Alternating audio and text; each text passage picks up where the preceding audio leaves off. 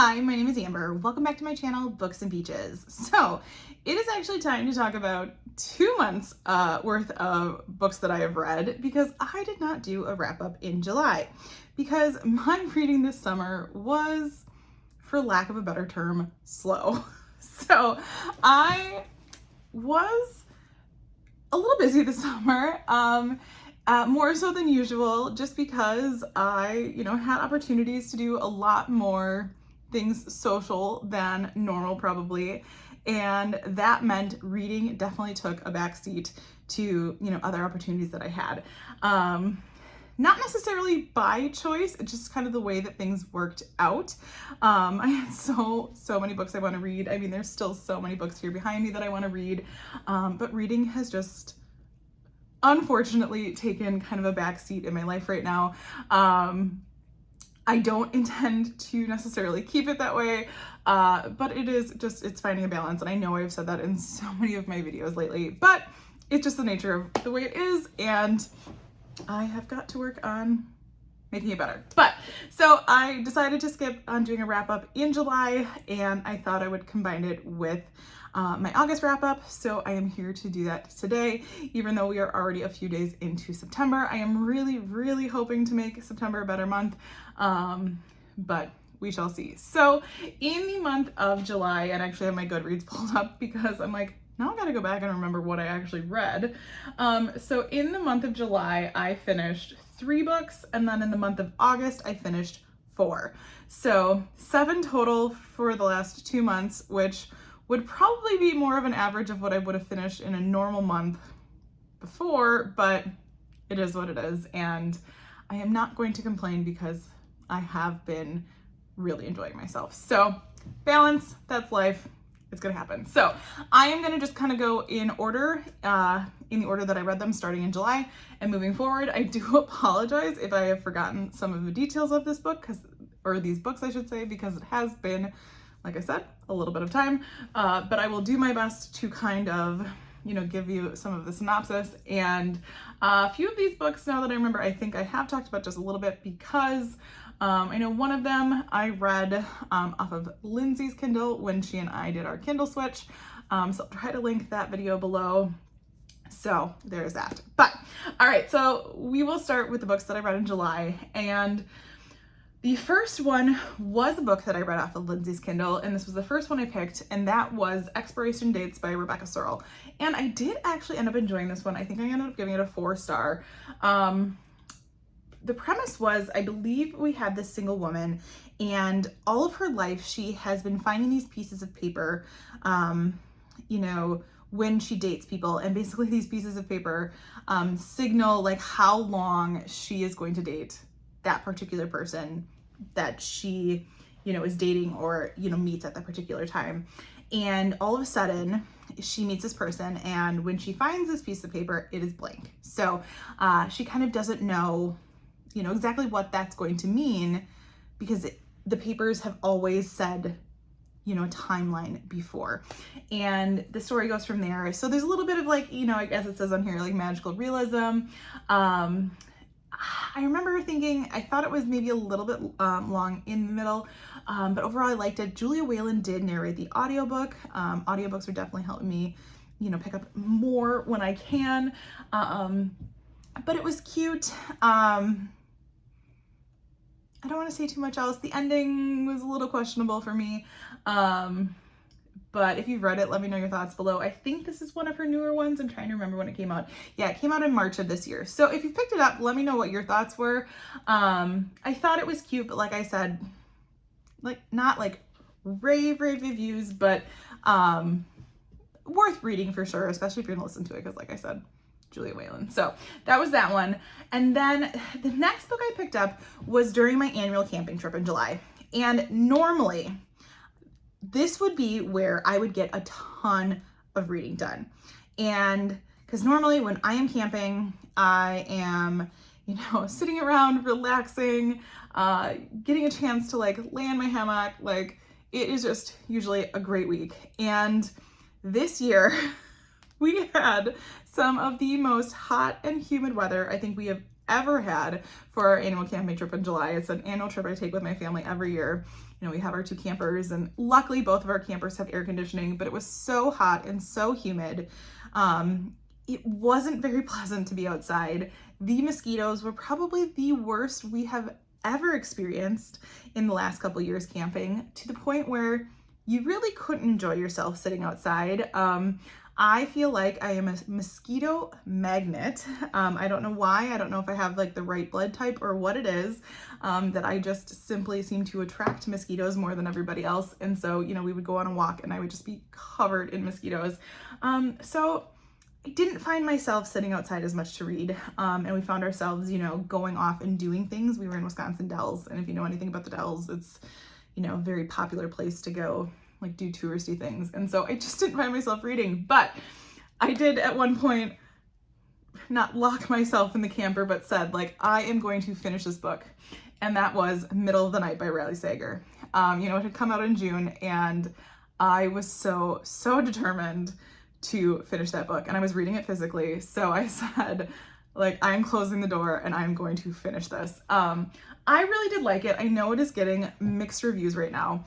This is Riley Sager's first opportunity, or first time that he has written from the male perspective. And so we have an individual character. Of course, I'm not going to remember what his name is. Ethan.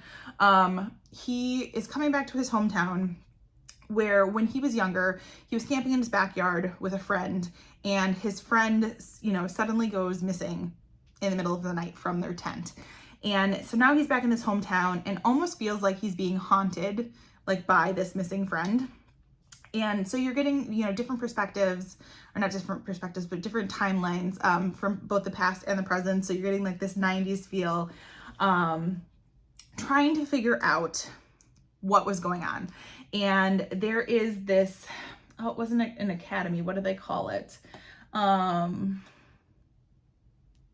course, I'm not going to remember. It wasn't an academy, but it was like a, I don't think it was an asylum either. Of course, I'm not remembering the name of it. But so there's like this, you know, this school campus kind of close by. So you're trying to figure out how is that connected. Lots of creepy stories, you know, that came into play with that. And so you're just trying to figure out how all of these different characters are connected in the story. And so I really enjoyed it. I think I gave it 4.5. It is not my favorite Riley Sager. I'm almost thinking I should do like a tier ranking Riley Sager video. Although then I might need to reread some Riley Sager. But I do enjoy it. I did enjoy it, and I feel like I enjoyed it more than some of the other people that I've been hearing the reviews about. So I think you should definitely pick it up, because I thought it was good. And like I said, I read it physically, so I can't speak for any of the audiobook versions of it, but I liked it. So there was that one. And then after that was a book I also picked up off of Lindsay's Kindle. So this was kind of, I was finishing that up. And so I also believe I already talked about this one in that video, but this was The September House, and this is by Carissa Orlando. Ooh, does this have the creepy vibes and the creepy factors? This would be a great book to read coming into fall here. Obviously, September, perfect. This woman is living in this house that you are trying to figure out if she is going crazy or if this house is actually haunted. There are so many creepy pieces to it. You know, and the whole time I sat there going, is the house really haunted? Like, is this really like a horror book, or is this woman just crazy? Because there's like, you know, she might be seeing things, but maybe not everybody's seeing things. And so this is like her dream home, and her husband goes missing. And so when her daughter comes, like, her daughter's like, you know, where's dad? Like, where is your husband? And oh, there's so many creepy scenes, and they are told so well. And so it's a very well done atmospheric book. And like I said, I think it would really be perfect for this time of year. I gave it a 4. I know a lot of people I follow have given it a 5. I think for me, like I said, just the place that I am in my reading journey right now, I might have given it a 5 in a different time, it was just a 4 for me because it was one that I didn't pick up consistently enough. But if I would have, I might have given it a 5. So it just, the house is definitely its own character in this book, along with other things that are happening in the house. So there was that. All right, after that, I continued, and actually, this one I think technically was also on Lindsay's Kindle, and I was also listening to the audio on Scribd, and this would have been the first book that I finished then in August. So, and this is right before I passed the Kindle back to Lindsay, and this was These Hidden Things by Heather Gudenkoff. Now, I will admit, I barely remember anything about this book. So that should tell you something, even though I rated it a 4. So that tells you a lot. So I must have liked it in the moment, but the fact that I read this at the beginning of this past month, and I can't remember anything. Now granted, I had gone back to work by this point, to a lot of different various trainings. So that could say something about my mental state too. But, oh, now I remember. Okay, so we have a daughter, a member of a family who had gone to prison for a really terrible crime. And she is getting out of prison. And basically her family wants to pretend like she kind of doesn't exist because they don't really want to claim this daughter after what she did. Her sister's really not willing to let her back into her life, even though she wants to be a part of her sister's life. And we're getting the perspective of the 2 different sisters. So the one that was in prison and the one that wasn't. And how badly the sister that was in prison wants to reconnect with her sister, and the things that the other sister is dealing with, because she did deal with a lot even prior to her sister going to prison.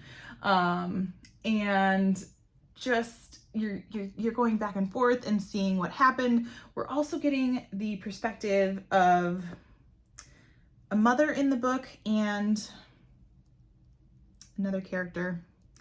And I don't want to say too much because I don't want to spoil anything, but because it's now the story is slowly coming back to me. But like I said, I don't want to spoil too much. And I do remember liking it. And I still can't remember how the book exactly ended, but I have in the past really enjoyed Heather Gudenkoff's writing, and so that was what intrigued me to pick it up, especially when I saw it on Lindsay's Kindle. And I think this was another one where the audio was on Scribd or Everand or whatever we're calling it these days. So it was just like a quick, fast read that I could pick up and listen to. So there was that. And actually, now that I look, this came out back in 2011. So it was an older title to pick up. So there was that one. Like I said, I gave it a 4, but clearly remembering the details are a little hazy on this one, but there's that. All right. After that, I picked up a book that was on one of my lists for the year when I picked 12 books off my shelves to read in 2024. So, I had my 2 lists that I was trying to focus on this year, 12 books picked by 12 friends, and then 12 books I picked off my shelves. And this was one of them. And this was I'm Not Done With You Yet by Jessie Q. Suntanto. Now, I have read the Anti-series by Jessie Q. Suntanto. I don't think I've read the most recent one, but I read the first 2 or 3. But this was my first thriller that I had read by her. And it was interesting. So, and now I'm trying to remember. I read too many books that were kind of similar in a row. Yes. So, this one, we get the connection of 2 different people that were they both trying to be writers? In college, they were both trying to be writers. And so we're going back and forth between modern day and their time at Oxford in college. And you're getting these 2 perspectives. And one of our main characters, Jane, is struggling to be a writer currently. And she assumes that she's a psychopath. And we have this person, and now I also listened to the audiobook of this one, and when I see this name, I automatically assume it's Talia, but I think in the book they say Thalia. So, I mean, to each their own pronunciation, but you know, this was like the cool girl that she wanted to hang out with in college. And so, but now she sees that this woman is like a top selling writer. They were friends, and they were friends in college. And so it's like this competing thing. She really wants to be like a part of her life. And it basically, it turns into kind of not necessarily this stalking sort of relationship, but a very twisted relationship. And there's some framing involved. It gets very twisty, and there's a lot of twisty things that happened in the past. I don't want to give too much away, but I quite liked it. It is very, very different from her Dial A with Auntie series. That one was funny and more on like the cozy, you know, like laugh out loud mystery side, where this one is definitely deep and dark and like psychological like mystery. So two very, very different sides of the spectrum when it comes to writing, but it was really neat to see that Jessie Cousteau can do both of those things. So glad I picked that one up, and I know she's got something else coming out, if it hasn't already, that's more along these lines. Let me just look, because she's done YA. She has done, like I said, more of like the cozy mystery. I don't want to necessarily call it a cozy mystery, but yes, so it must have just been published. It was probably in my list. In August. Okay, so she just came out with You Will Never Be Me. They're not related, but it's more, I think, now on this like dark mystery side of things. So I just love that we're getting both sides of that from her. All right, after that, like I said, we don't have too many more books to talk about because I didn't read that many. I did a buddy read with Lindsay from Lindsay's Little Library, and then a subscriber of both of ours, Michelle, and we did a buddy read of Bodies to Die For, and this is by Youre Brand. And turns out this was her debut, which we actually all thought was kind of shocking because we said this was a really well-written book to be a debut. And it was just a very unique story. So we are getting a multiple perspective book from a lot of different characters, and many of which are part of like the bikini bodybuilding community. And I know just a very, very small amount about that, where I know that there are like different categories. And then we're also getting the perspective of a couple women that are on the opposite end and part of like I don't want to say like anti-fat shaming community, but like body positivity. There we go. That was what I was looking for. And so you're getting these two different perspectives of very opposite ends of the spectrum. It has a lot of social media commentary and things that happen on Instagram. And then, you know, we have people that support one side and people that support the other. Some very violent things that are happening, you know, to support like the, you know, anti-body shaming community. And so you can tell this book was a very, it was made to have a sense of commentary on like both sides of the community, and definitely like, you know, shed some positive light on the conversations that can be had. I think it was interesting because Youre Brand, let me just look this up. So it says she was a lifting enthusiast, a group fitness instructor, a yoga teacher, and a software engineer, which is interesting because one of the characters is a software engineer in this book. And she's also been a bodybuilder. And so, but I think this book, it was such a great book for discussion because there is a lot of things to discuss. Now, there are some trigger warnings in here. You should grab it because it does talk a lot about body shaming. It talks a lot about weight and things like that. Our one main character, you know, talks about calorie counting, even puts her numbers in there. So those are things to be aware of, like before you pick this book up, just because, you know, they're in there and they're heavily talked about. But it made so many of these things made for a great discussion. But you also have like people getting murdered as the chapters go on. So there was that aspect of the book too. So we read that together. We really enjoyed talking about it. And yeah, I gave it a 4. I thought it was great. And I will be very, very interested to see what else Youre Brand comes out with in the future.